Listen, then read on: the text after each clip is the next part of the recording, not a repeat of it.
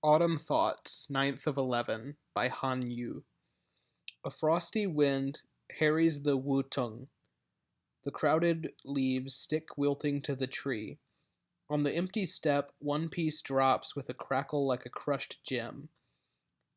His night breath is spent, I say. Wang Shu has made his globe a meteor in the blue void, resting on nothing, flying a course dangerous and hard to hold. I wake with a start, go to the door, look out, lean on the pillar, long my tears flow. Grief and care have wasted the shadow on the dial. Sun and moon are like a juggler's balls. Back to the mist road, however far, it is for you he stopped his dusty saddle. A Withered Tree by Han Yu. Not a twig or a leaf on the old tree. Wind and frost harm it no more. A man could pass through the hole in its belly. Ants crawl searching under its peeling bark. Its only lodger, the toadstool which dies in a morning. The birds no longer visit in the twilight, but its wood can still spark tinder. It does not care yet to be only the void at its heart. Evening for Chengqi and Chouquang by Han Yu. The sunlight thins, the view empties. Back from a walk, I lie under the front eaves. Fair weather clouds like torn fluff, and the new moon like a whetted sickle. A zest for the fields and moors stirs in me. The ambition for robes of office has long since turned to loathing.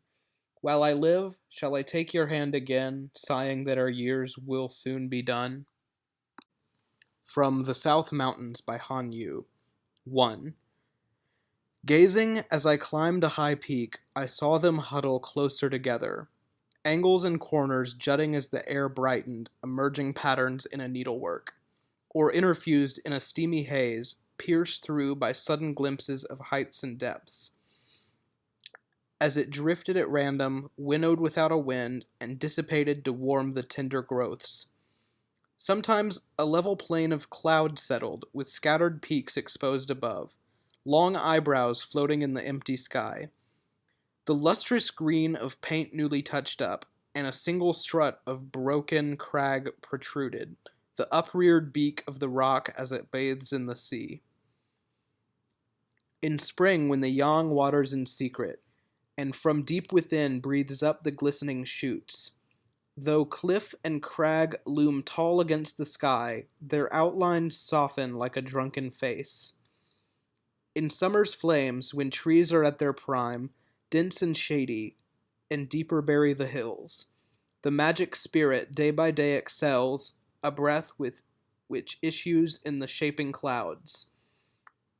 While the autumn frosts delight in punishing, the hills stand starved and stripped, and with wasted flanks and sharp edges which zigzag across the horizon, in inflexible pride scorning the universe.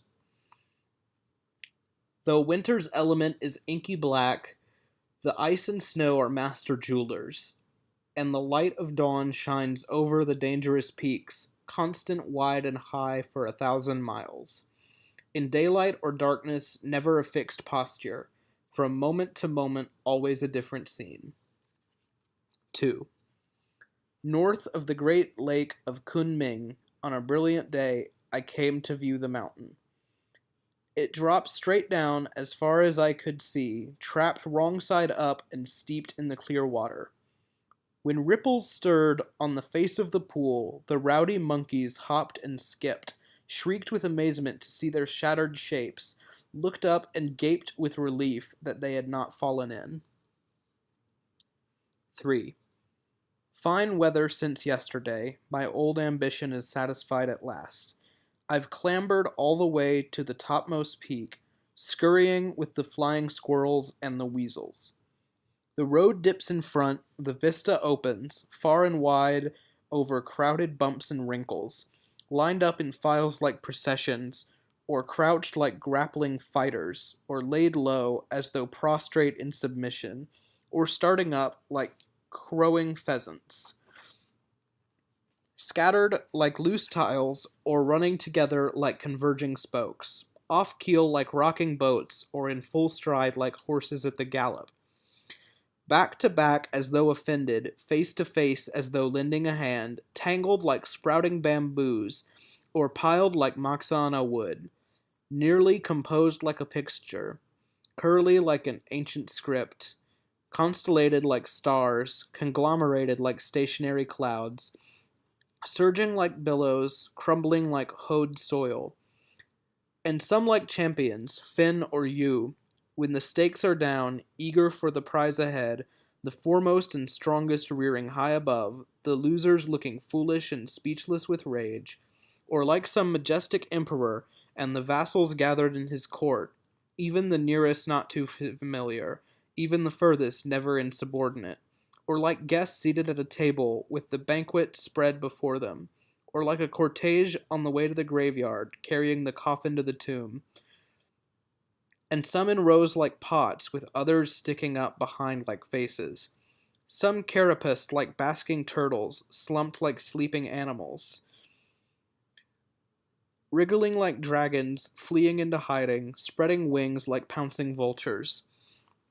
Side by side like friends and equals, ranked as though in due degree, shooting apart like falling spray, or introducing themselves like lodgers in an inn, aloof as enemies or intimate as man and wife, dignified as tall hats or flippant as waving sleeves, commanding like fortresses or hemmed like hunted prey, draining away to the east or reclining with heads to the north, like flames in the kitchen stove, like the steam of a cooking dinner, marchers who will not halt and the stragglers left behind, leaning posts which do not topple, unstrung bows which no one draws, bare like bald pates, smoking like pyres, unevenly cracked like diviners' tortoise shells, or split into layers like hexagrams, level across the front like Po, or broken at the back like Ko.